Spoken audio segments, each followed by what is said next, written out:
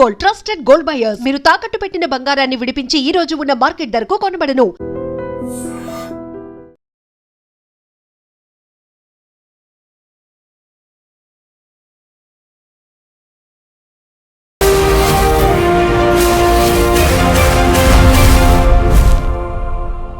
నమస్తే, welcome to I dream social spotlight with కవిత.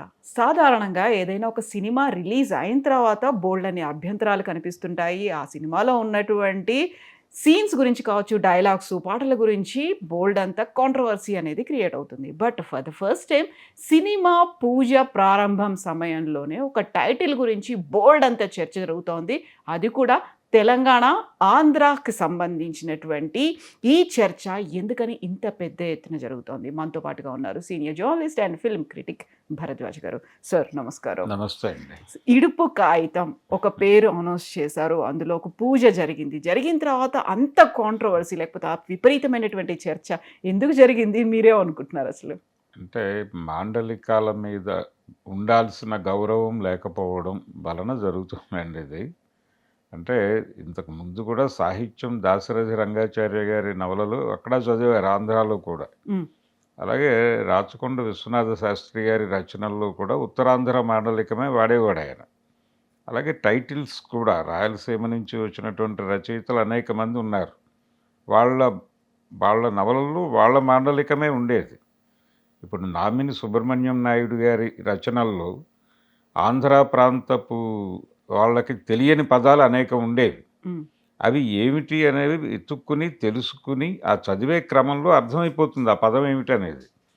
ఆ పదంతో అలా ట్రావెల్ అయిపోతారు అంతే తప్ప చర్చించుకోవటం, ఈ పదాలు వాడుతున్నాడేంటి, మనకు తెలిసిన భాష వాడాలి లేకపోతే మనకు తెలిసిన పదం వాడాలి అనేటువంటి కోరికే తప్పు. అందుకని ఈ ఇడుపు కాగితం అనేది ఇదేదో మలయాళం టైటిల్లా అనిపించింది అని మొదలుపెట్టారు. మొదలుపెట్టి తర్వాత దీనికి సబ్ టైటిల్స్ వేస్తారా అని మొదలుపెట్టారు. ఈ రాసిన వాళ్ళందరూ కూడా ఆంధ్ర ప్రాంతపు వాళ్ళు సోషల్ మీడియాలో కొంచెం వెటకారపు ధోరణిలో మాట్లాడటం అనేది తెలంగాణ ప్రాంత మనోభావాలని గాయపరిచిన మాట వాస్తవం. అయితే తర్వాత వీళ్ళు లాజికల్గా తమని తాము సెటరేట్ చేసుకోవటం కోసం తెలంగాణలో కూడా అన్ని ప్రాంతాల్లోనూ ఈ పదం ఉందా అని ఒక విచిత్రమైన లాజిక్ తీసుకొస్తున్నారు. అది కూడా దుర్మార్గమే. మొదట బేషరతుగా ఇక్కడ వీళ్ళు ఆ రాసుకున్నటువంటి కథ ఏ రైటర్ అయితే రాశాడో అతను ఆ టైటిల్ అనుకున్నాడు. దానికి ఆ టైటిల్ గురించి మీరు తెలుసుకుని మాట్లాడండి. అందులో ఏమీ వల్గారిటీ లేదు, మరొకటి లేదు. విడాకులు, మా విడాకులు అని ఆయన ఒక సినిమా తీశాడు, ఈవీవి సత్యనారాయణ గారు. ఆ టైంలో ఒక నైతిక చర్చ జరిగింది ఆ సినిమా మీద. ఇలా సినిమా తీయాల్సిన అవసరం ఉందా ఇలాంటి టాపిక్తో అన్నట్టుగా మాట్లాడారు. కానీ అదేది కూడా డిబేట్కి నిలబడే చర్చలు కాదు. ఒక రకంగా యాక్సెప్టెన్స్ అనేది కనిపించింది ఆ టైటిల్లో. ఏం పర్లేదు, మేము వెల్కమ్ చేస్తున్నామని ఉంది. అయితే ఇప్పుడు ఎందుకు దీన్ని ఇబ్బంది పెడుతున్నారు అంటే కేవలం ఇక్కడ సబ్జెక్టు గొడవ కాదండి, మాండలికాల మీద గౌరవం లేకపోవడం. అంటే పక్క వాళ్ళు మాట్లాడేటువంటి భాషని వెటకారంగా చూసేటువంటి ధోరణి ఎక్కడో మీలో ఇన్వాల్వ్ అయిపోయి ఉంది, మీలో ట్రావెల్ అవుతోంది. దాన్ని ఒక్కసారి వెరిఫై చేసుకొని మిమ్మల్ని మీరు కడుక్కోవాల్సిన అవసరం ఉంది తప్ప ఆంధ్ర ప్రాంతం నుంచి వస్తున్నటువంటి రచయితల మీద లేకపోతే రాజకీయ నాయకుల మీద ఎందుకు తెలంగాణ ప్రాంతంలో విమర్శ ఉంది అంటే కల్చరల్గా కూడా మమ్మల్ని చాలా ఇబ్బంది పెడుతున్నారు వీళ్ళు అని తెలంగాణ ఉద్యమ కాలంలో ఎందుకు మాట్లాడారు అంత బలంగా అంటే ఇలాంటి విన్యాసాల వల్లనే. అందుకని ఇప్పటికైనా మానాలి కదా ఆ ధోరణి. 12 ఏళ్ళు అయిపోయింది, ఇంకా రెడిక్యూల్ చేయటం ఏమిటి? నిజానికి వాళ్ళు మాట్లాడదలుచుకుంటే చాలా విషయాలు మాట్లాడచ్చు తెలంగాణ వేదిక నుంచి. వాళ్ళు ఇంకా అన్నీ మాట్లాడటం లేదు. వాళ్ళు చాలా ధర్మంగానే వ్యవహరిస్తున్నారని నేను అనుకుంటున్నాను. ఉదాహరణకి తెలుగు సినిమాలో పెద్ద హీరోలు ఉన్నారు. ఎన్టీ రామారావు గారు 300 సినిమాల్లో నటించారు. 300 సినిమాల్లో ఆయన 300 పాత్రలు చేసి ఉండొచ్చు. దానిలో పౌరాణిక పాత్రలు మినహాయిస్తే కనీసం ఒక 200 సినిమాల్లో ఆయన సోషల్ క్యారెక్టర్లు చేసి ఉంటాడు. ఆ 200 సినిమాలలో ఏ సినిమాలోనైనా ఆయన క్యారెక్టరు తెలంగాణలో లొకేట్ అయిందా అని ప్రశ్న అడిగితే వాళ్ళు ఏం సమాధానం చెప్తారు? వీళ్ళు ఏ సినిమాలోనూ ఆయన కరీంనగర్లోనూ ఆదిలాబాద్లోనూ పుట్టలేదు. ఉమ్, ఆయన పుడితే విశాఖపట్నంలో పుట్టాడు, లేకపోతే కృష్ణా జిల్లాలో పుట్టాడు, లేదా గుంటూరు జిల్లాలో పుట్టాడు, నెల్లూరు జిల్లాలో కూడా పుట్టాడు. అంతే తప్ప ఆయన క్యారెక్టర్ ఎప్పుడూ తెలంగాణలో లొకేట్ కాలేదు, తెలంగాణ యాసలో ఆయన మాట్లాడలేదు. కేవలం తల్లా పెళ్ళామా సినిమాలో ఆ పాటలో మాత్రమే ఆయన తెలంగాణ భాషని, తెలంగాణ ఇడియంని వాడతాడు.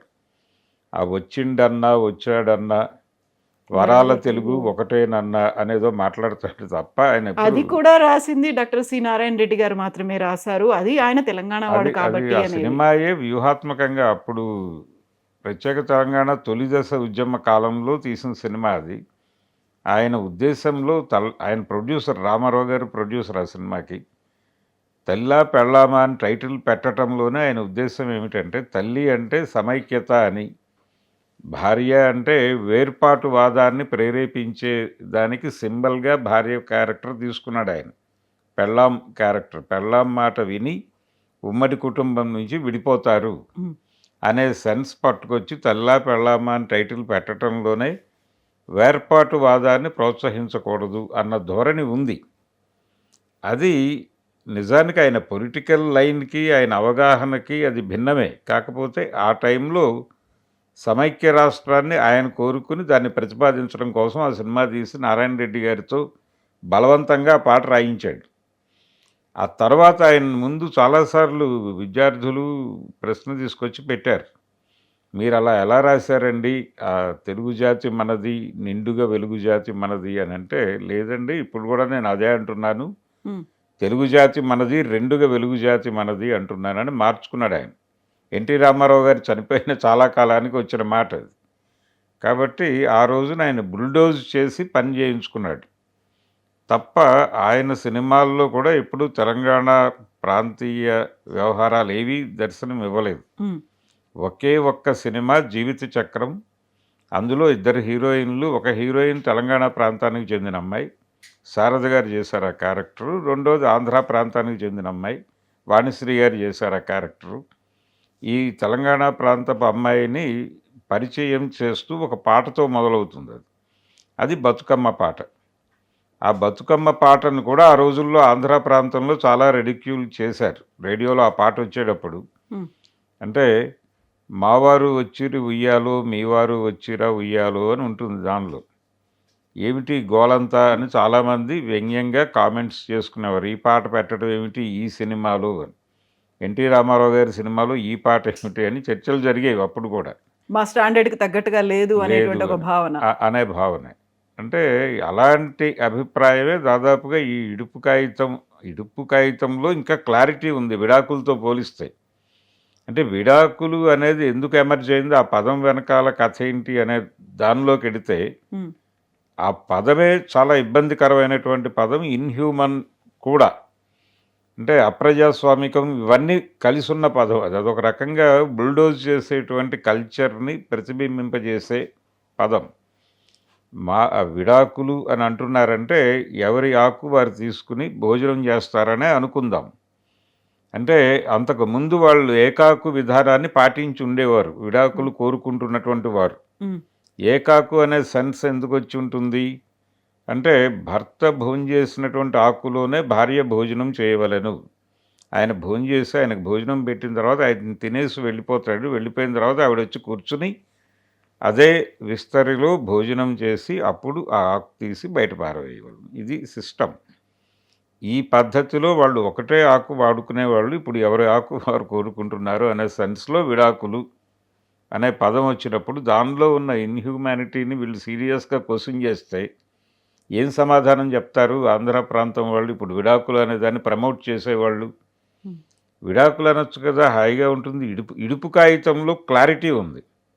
మేము విడిపోతున్నందుకు ఒక కాగితం రాసుకుంటున్నాము, ఒక అగ్రిమెంటు అనేది క్లారిటీ ఉంది దానిలో. అదే బెటర్ పదం కదా, అదే వాడుకోవచ్చు అందరూ. ఇప్పుడు తెలిసింది మాకు ఇలాంటి ఒక చక్కటి పదం ఉందనే విషయం మాకు ఇంతకాలం తెలియక ఆ విడాకులు అనే దాన్ని వాడుకుంటున్నాం. ఇక నుంచి మేము కూడా విడాకులు మానేసి ఈ ఇడుపు కాగితమే వాడుకుంటాం అని చెప్పాల్సింది పోయి దాన్ని మోసుకుంటూ దీని మీద క్రిటిసిజం పెడుతూ వెళ్ళటం అనేది ఖచ్చితంగా ఇబ్బందికరమైన అంశమే. అంటే మొదటి నుంచి తెలంగాణ ఉద్యమ కాలం నుంచి వినిపిస్తున్నటువంటి బుల్డోజింగ్ ప్రోగ్రామ్, కల్చరల్ బుల్డోజింగ్ ఇవన్నీ జరుగుతున్నాయి మాకు అని వాళ్ళు మాట్లాడుతున్నారు. అస్తిత్వం అనే దాన్ని మీరు వక్రీకరిస్తున్నారు లేకుంటే వెక్కిరిస్తున్నారు అని. వెక్కిరించటమే, అస్తిత్వవాదాన్ని వెక్కిరించటం అనేది ప్రోగ్రామ్గా జరుగుతూ వస్తోంది. దాని కొనసాగింపే ఈ ధోరణి కూడా. ఇడుపు కాగితం మీద వాళ్ళు మాట్లాడుతున్నటువంటి మాటలన్నీ అవే. ఇప్పటికైనా అది మానేయటం బెటర్. మానేసి తగ్గింది కంపారిటివ్గా. ఇప్పుడు ఈ డిస్కషన్ ఇటు నుంచి ప్రతి ఒక్కళ్ళు రియాక్ట్ అవుతున్నారు. ఈ రియాక్షన్స్ మొదలైన తర్వాత కొంత కంట్రోల్ అయ్యారు, కానీ ఆ వాదనలో తప్పే ఉంది అని ఇప్పటికీ అంటే ఆంధ్ర ప్రాంతపు మధ్యతరగతి అగ్రకులాల మనసుల్లో అయితే ఇలాంటి వాటిని కొంచెం గట్టిగానే ఎదుర్కోవాలి అనే ధోరణి ఉంది. సోషల్ మీడియాలో వాళ్ళు పెడుతున్నటువంటి పోస్టులలో ఆ ధోరణి కనిపిస్తుంది. వాళ్ళు ఎక్కడో అంటే తెలంగాణ విడిపోయినప్పుడు కూడా ఎక్కువ బాధపడింది వాళ్ళే, ఆ సమూహాలే. అందుకని ఇప్పుడు కూడా ఈ ఇడుపు కాగితం గొడవలో కూడా వాళ్ళే బాధపడుతున్నారు సోషల్ మీడియాలో. కింద వాళ్ళు ఎవరు పట్టించుకోవట్లేదు దీన్ని. మంచిదే అంటున్న వాళ్ళు కూడా ఉన్నారు అటువైపు నుంచి. కానీ అంటే ఇన్ఫ్లుయెన్స్ చేసేది వీళ్ళే మీడియాలో. ఈ అగ్రకులాలకు చెందినటువంటి మధ్యతరగతి ఆడియన్సే ఇన్ఫ్లుయెన్స్ చేస్తారు సోషల్ మీడియాలో. వాళ్ళే కొంచెం క్రియేటివ్గా రకరకాల ఉదాహరణలు చెప్తూ రాస్తూ ఉంటారు. అది 10 మంది చదువుతారు. ఆ చదివిన వాళ్ళు ఇన్ఫ్లుయెన్స్ అవుతారు. అందుకని ఇన్ఫ్లుయెన్షియర్గా ఉండేటువంటి సెక్షన్ నుంచి మాట్లాడుతున్నారు కాబట్టి మొత్తం ఆంధ్ర సమాజం అంతా ఇలాగే ఉంది అని అనుకుంటే ప్రమాదం.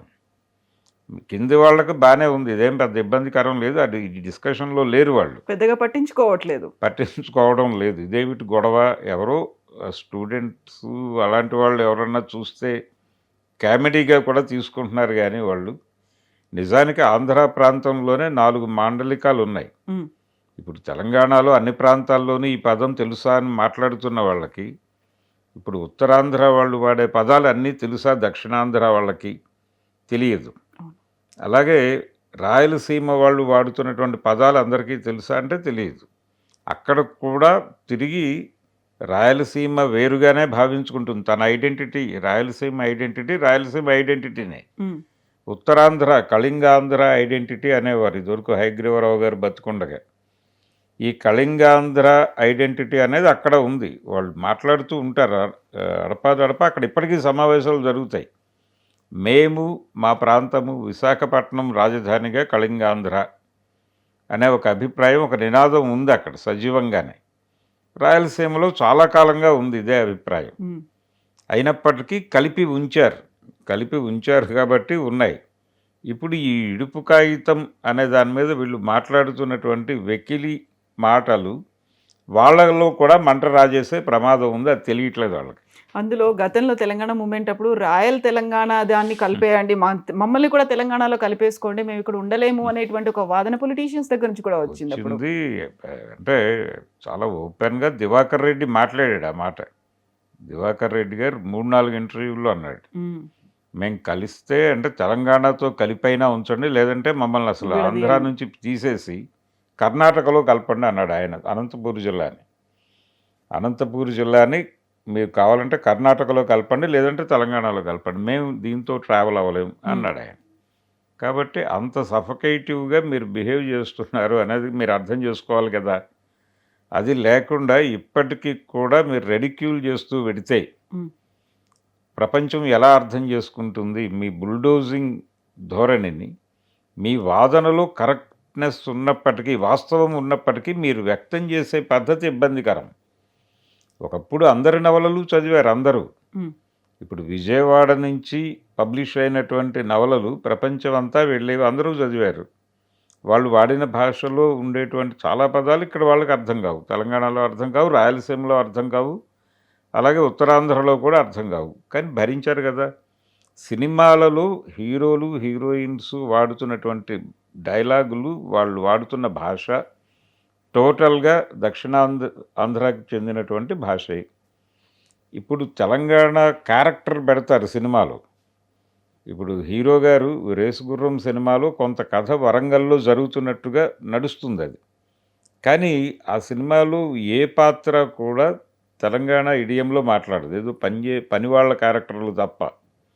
అంటే అక్కడ మాత్రమే తెలంగాణలో సినిమా తీస్తున్నామని డైరెక్టర్కి ఎందుకు గుర్తొచ్చింది, పెద్ద క్యారెక్టర్ల దగ్గర ఎందుకు గుర్తు రాలేదు అనేది ప్రశ్న.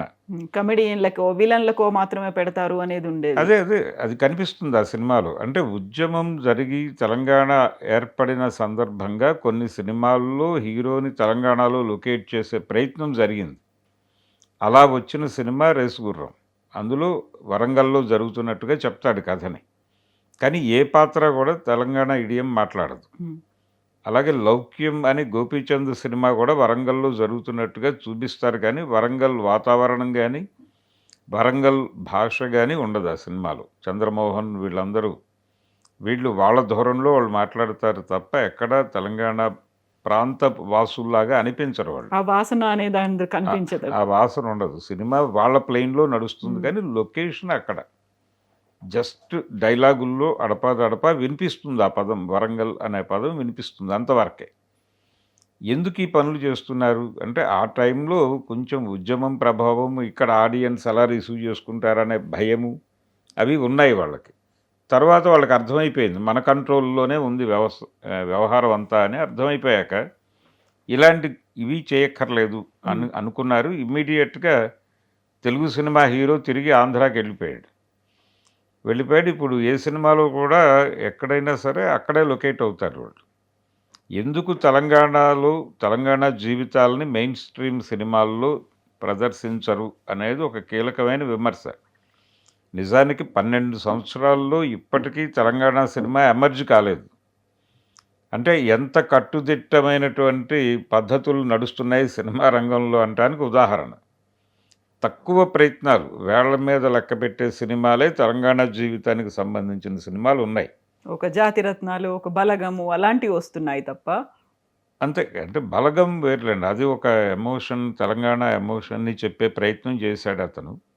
ఇవి వేరు. మళ్ళీ కామెడీ టచ్తో అంటే ఫోక్ యూత్ని పట్టుకొని దాని మీద ఎక్స్ప్లోర్ చేసుకుంటూ వెళ్ళే సినిమా ఈ జాతిరత్నాలు ఇలాంటివి.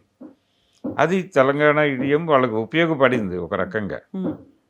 కానీ సీరియస్గా తెలంగాణ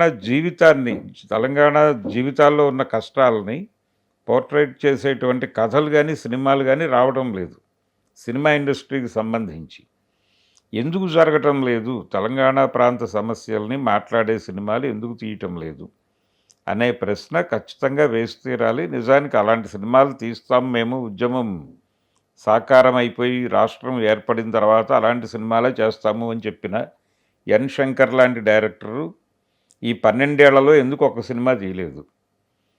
అలాగే అల్లాని శ్రీధర్ గారు వీళ్ళందరూ ఆ టైంలో మాట్లాడారు బలంగా, కానీ ఎవరు ఒక్క సినిమా కూడా ఈ 12 ఏళ్ల కాలంలో తీయలేదు. ఎందుకు తీయలేదు? తీసే పరిస్థితి లేదా? ఇండస్ట్రీలో ఇంకా తెలంగాణ ఉద్యమం జరగాల్సిన అవసరం ఉందా? ఎందుకు ఇంకా ఇక్కడే ఉన్నారు? ఇప్పుడు ఆంధ్ర ప్రాంతం నుంచి పిలుపులు వస్తున్నాయి, అమరావతి వచ్చి స్టూడియోలు కట్టుకోండి, మీకు స్థలాలు ఇస్తాం, ఫిలిం నగర్ కట్టుకోండి, ఇళ్ళు కట్టుకోండి, అవన్నీ మాట్లాడాడు మన లోకేష్ గారు. బాలకృష్ణ గారి 112వ సినిమా ప్రారంభోత్సవం అమరావతిలో జరిగింది. అమరావతిలో ఉన్నటువంటి వెంకటేశ్వర స్వామి గుడిలో పూజ చేసి మొదలుపెట్టారు వాళ్ళు. ఆ సందర్భంగా బాలకృష్ణ గారు అన్నారు, ఇక ఇది అంకురార్పణ, సినిమా ఇండస్ట్రీ ఇక్కడికి వచ్చేస్తుంది అని మాట్లాడాడు.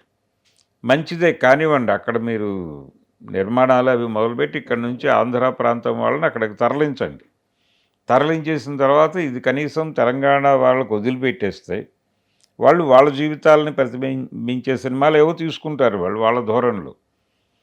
ఇంకా ఓపిక ఉంటే ఇంకొక పని చేయవచ్చు.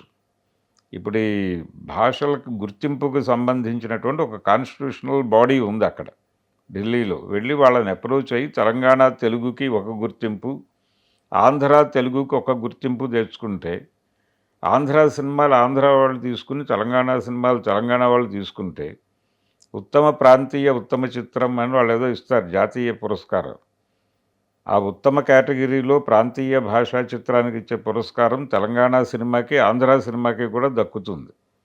అది చేసుకోండి ఆనందంగా. ఎందుకు కలిసి ఉండి ఈ గొడవలు ఎందుకు కొట్టుకోవడం? మీరేమో పద్ధతిగా మాట్లాడరు, అవతల వాడిని గుచ్చే పద్ధతిలో మాట్లాడతారు, కించపరిచేలాగా మాట్లాడతారు. ఈ ధోరణి మారలేదు ఇప్పటిదాకా. 12 ఏళ్ళు అయిపోయిన తర్వాత కూడా ఇంకా ఇడుపు కాగితం వివాదం వాళ్ళు అంటే మానసికంగా మమ్మల్ని దెబ్బతీస్తున్నారని ప్రెస్ మీట్లు పెట్టి మాట్లాడుకోవాల్సినంత పరిస్థితి ఎందుకు క్రియేట్ అయింది? దాని గురించి ఒక సమీక్షో లేకపోతే ఒక ఆత్మవిమర్శో రావాలి ఆంధ్ర ప్రాంతం నుంచి. ఆంధ్ర ప్రాంతపు మేధావులు ఈ పాటికే విజయవాడ ప్రెస్ క్లబ్లో దీని మీద ఒక రౌండ్ టేబుల్ పెట్టి మేము నిర్మోహమాటంగా తెలంగాణ ప్రాంతానికి దీని మీద అడ్వర్స్గా వచ్చినటువంటి వ్యక్తీకరణలన్నిటికీ మేము ఓన్ చేసుకుని సారీ చెప్తున్నాం అనే మాట అక్కడి నుంచి వచ్చి ఉంటే ఇక్కడ కొంచెం వాతావరణం బాగుండేది. కానీ ఆ ప్రయత్నం కూడా జరగలేదు అక్కడ. అంటే చేసేవాళ్ళు పూనుకునేవాళ్ళు కూడా ఎవరు కనిపించట్లేదు ఆంధ్ర ప్రాంతంలో. అదొక విచిత్రమైనటువంటి పరిస్థితి.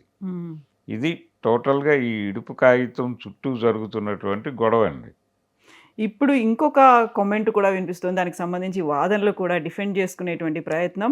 ప్రకృతి వికృతులు అనేవి ఉంటాయి, ప్రకృతి అనేది మేము మాట్లాడేటువంటి ఒరిజినల్ తెలుగు, వికృతుల్లో మీరు మాట్లాడుతున్నారు, విడుపుని ఇడుపు అంటున్నారు, అక్కడే కొంచెం డిమీనింగ్గా కనిపిస్తుంది, లో గ్రేడ్ లో క్యాడర్ అనేది అక్కడ చూపిస్తోంది అనే మాట.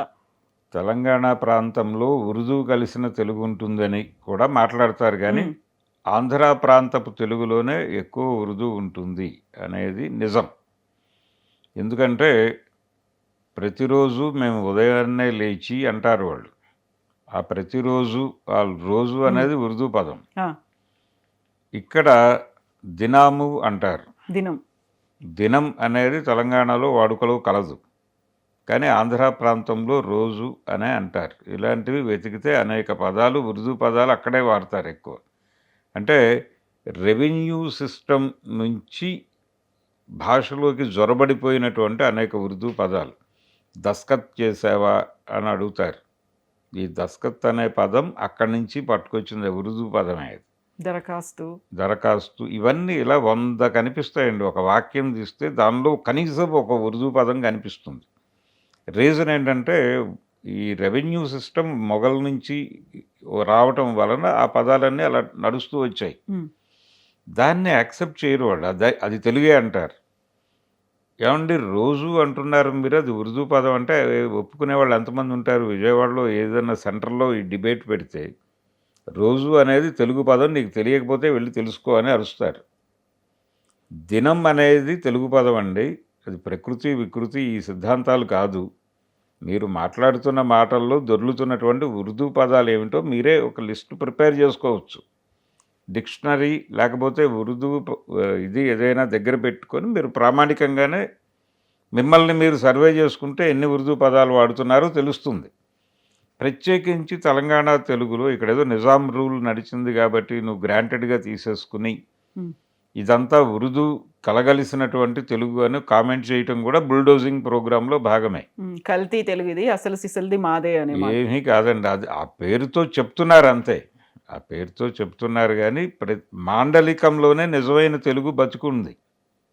ఇది పాలిష్డ్ పరిపాలనకి సంబంధించినటువంటి తెలుగు ఆంధ్ర ప్రాంతం. ఇప్పుడు సినిమాల్లో కూడా హీరో హీరోయిన్స్ ప్రధాన పాత్రలన్నీ కూడా ఆ ప్రాంతపు భాషే మాట్లాడతాయి. నేటివిటీకి తగ్గట్టు కాదండి, వాళ్ళు నేటివిటీని చంపేస్తారు ఆ పేరుతో. అంటే ఇది అందరికీ కన్వే అవుతుంది అనే పేరుతో.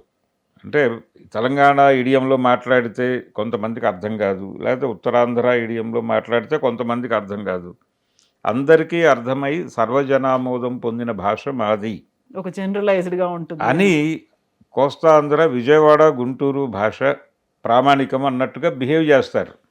కానీ నిజానికి గుంటూరు రూరల్ లాంగ్వేజ్కి విజయవాడ రూరల్ లాంగ్వేజ్కి తేడా ఉంటుంది. వీళ్ళు వాడిన పదాలు చాలా వాళ్ళు అదే సెన్స్లో వాడరు.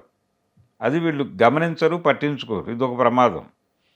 50 కిలోమీటర్లు ఎవరైనా ఒక 2 వీలర్ మీద ప్రయాణిస్తే బయలుదేరిన చోట ఉన్న ఇడియం 50 కిలోమీటర్ల అవతల మారుతుంది.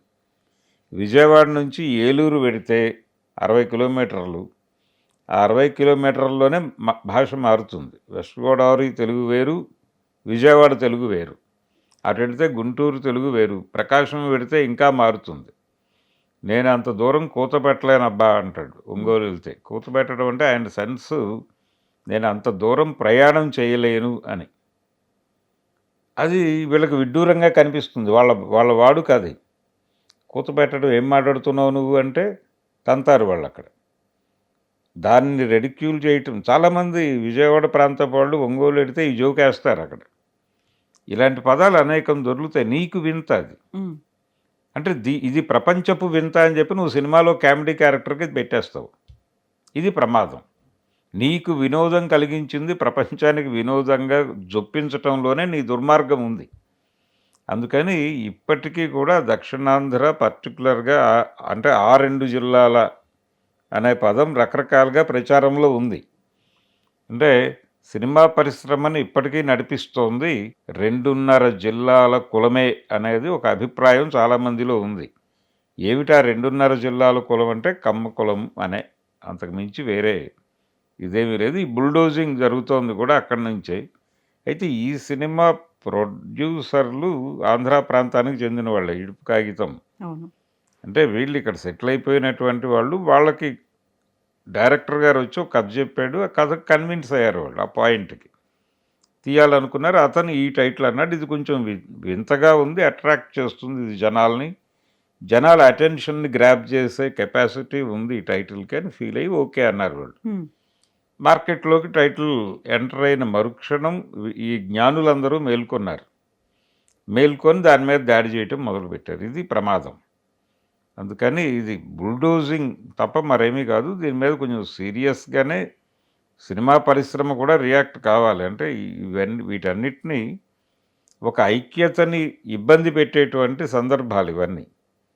అది మీరే బ్రేక్ చేసుకుంటున్నారు. మీరు కలిసి ఉండటం కోసం ఇక్కడ ఉన్నారు, కలుపుకుని వెళ్ళటం కోసం ఇక్కడ ఉన్నప్పుడు మీరంతా కలుపుకోరుతరంగా ఉండాలి. ఉమ్, అది లేకుండా మీ ప్రాంతం నుంచి వచ్చినటువంటి వెటకారపు మాటలకి ఆంధ్ర ప్రాంతానికి చెందిన వాళ్ళు బాధ్యత వహించి మాట్లాడాలి. వహించి బాబు ఇది సరైన ధోరణి కాదు, ఇది సరైన పద్ధతి కాదు, ఖచ్చితంగా మనం గౌరవించి తీరాలి. అంటే ఏ మాండలికాన్నైనా గౌరవించాలి. ఉత్తరాంధ్ర మాండలికాన్నైనా గౌరవించాలి, తెలంగాణ మాండలికాన్నైనా గౌరవించాలి. ఆ పదాలు ఏమిటో మీరు తెలుసుకోవాలి. పైగా తెలియనంత సబ్ టైటిల్స్ వేస్తారా ఈ సినిమాకని మాట్లాడారు కొంతమంది. డబ్బింగ్ చెప్తారా? ఇది దుర్మార్గమైన మాటలు. అంటే సబ్ టైటిల్ వేయాల్సిన అవసరం అంటే ఇడుపు కాగితం అనేది నీకు అర్థమవుతుంది కదా. పోనీ మీ ప్రకృతి ప్రకారం విడుపు అనుకుందాం. ఇప్పుడు యాక్చువల్గా విడుదల పత్రం అని ఒక పత్రం ఉంది. అంటే హక్కు విడుదల పత్రం అంటారు దాన్ని. ఉమ్, హక్కు విడుదల పత్రము అంటే ఎవరైనా ఇప్పుడు ఒక ఫ్యామిలీలో ఆడపిల్లలకి పెళ్ళిళ్ళు చేసినప్పుడు కట్నాలు ఇవన్నీ ఇస్తారు. ఇచ్చిన తర్వాత ఒరిజినల్ ప్రాపర్టీలో మాకు హక్కు లేదు అని ఆడపిల్లలతో ఒక సంతకం తీసుకుంటారు. తీసుకుని ఏదైనా రేపు ఫర్దర్గా ఆవిడ పిల్లలు ఎవరో క్లెయిమ్ చేస్తే ఇదిగో మీ అమ్మగారు మాకు రాసి ఇచ్చారు ఈ కాగితం, ఆ రోజునే ఆవిడకి రావాల్సిన డబ్బులు మేము రకరకాల రూపాల్లో ఇచ్చేసాం అని చెప్పి చూపించుకోవడానికి ఈ హక్కు విడుదల పత్రం అని ఒకటి రాయించుకుంటారు. దాన్ని పోల్చి మాట్లాడుతున్నారు కొంతమంది ఆంధ్ర ప్రాంతపు వాళ్ళు. అంటే ఈ హక్కు విడుదల పత్రాన్ని వీళ్ళు ఇలా అంటారేమో అని చెప్పి కొంతమంది మాట్లాడుతున్నారు. కానీ చాలా స్పష్టంగా ఇడుపు కాగితం అనే దానిలో ఒక డెమోక్రటిక్ స్పేస్ ఉంది. అంటే ఖైదు నుంచి విముక్తి చెందుతున్నట్టుగా ఉంది. అది విడుపు అనే దానిలో ఒక స్వేచ్ఛని కోరుకునేటువంటి సెన్స్ ఉంది. ఈ కలిసి ఉండటం అనే దానిలో ఇబ్బంది ఉంది, వాళ్ళు విడిపోయి సుఖంగా బతుకుతారు అనే సెన్స్ క్యారీ అవుతుంది అవి ఇడుపు కాగితం అనే మాటలోనే.